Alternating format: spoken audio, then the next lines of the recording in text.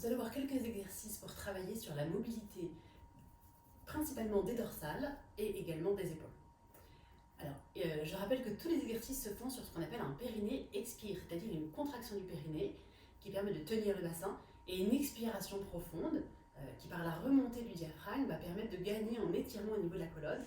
L'inspiration, elle, ne permettant pas cet étirement, puisque sur l'inspiration, le diaphragme descend.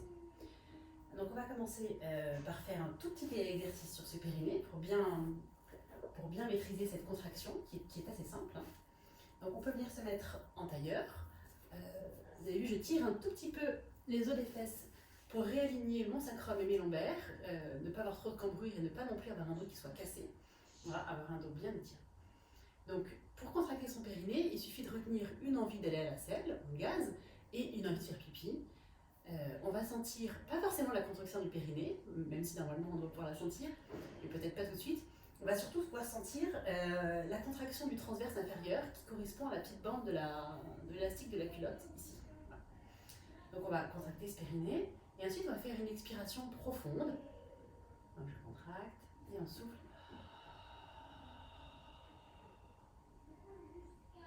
Et puis on laisse inspirer. Donc sur l'expiration, le ventre va creuser, tout remonte, tout grandit, et sur l'inspiration, qui est passive, on laisse inspirer. Donc tous ces exercices se feront sur cette posture. Donc on va commencer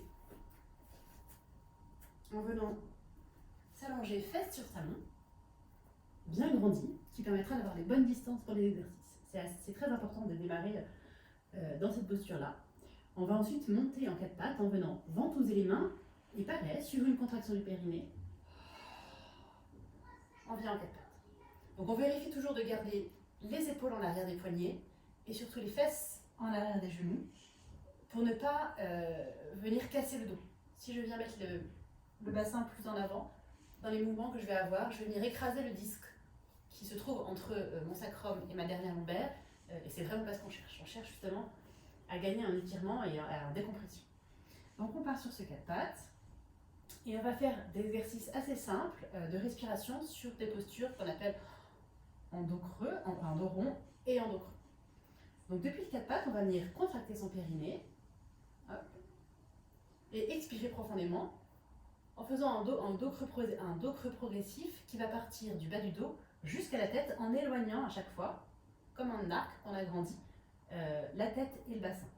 Donc on contracte le périnée et on souffle.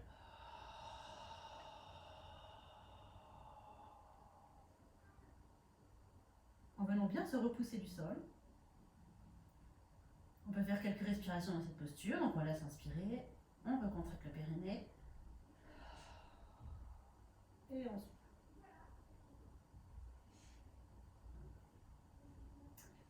Quand les dorsales sont assez raides, assez verrouillées, normalement on doit sentir que ça tire, que ça travaille pas mal dans cette zone. Donc toujours depuis ce dos creux, depuis ce dos rond, on va repartir dans un dos creux. Cette fois-ci, on va venir tirer les fesses en arrière en partant d'une contraction du périnée et d'une expiration. Vertèbre par vertèbre jusqu'à la tête.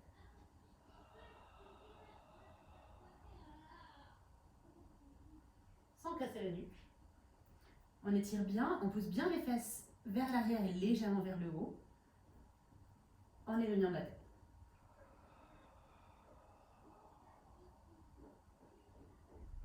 Pareil, on respire dans cette posture, on laisse inspirer.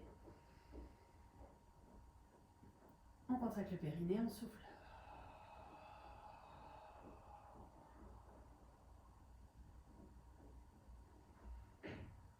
Et on revient en quatre pattes. En dos plat. On va ensuite partir sur des torsions qu'on va pouvoir faire des deux côtés, en fonction des côtés qui auront besoin d'être plus travaillés, en fonction des rotations qui sont moins mobiles dans le corps. On pourra faire plus de respiration d'un côté ou de l'autre. Je vais vous montrer le côté droit qui sera le plus facile à voir sur la vidéo. Donc on va venir mettre le coude dans l'alignement du poignet. Et puis progressivement, sur un périnée expire, on va venir ramener le corps en torsion.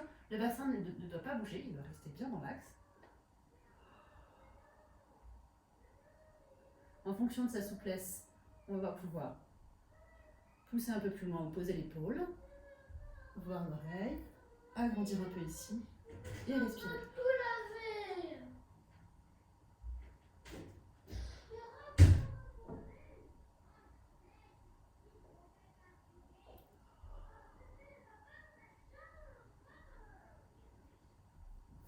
et on revient. Et évidemment, si besoin, on fait l'autre côté. Et on revient.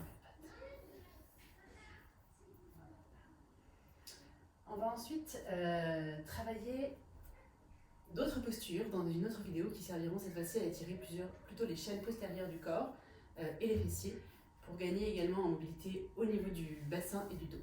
Je vais vous montrer ça dans une autre vidéo.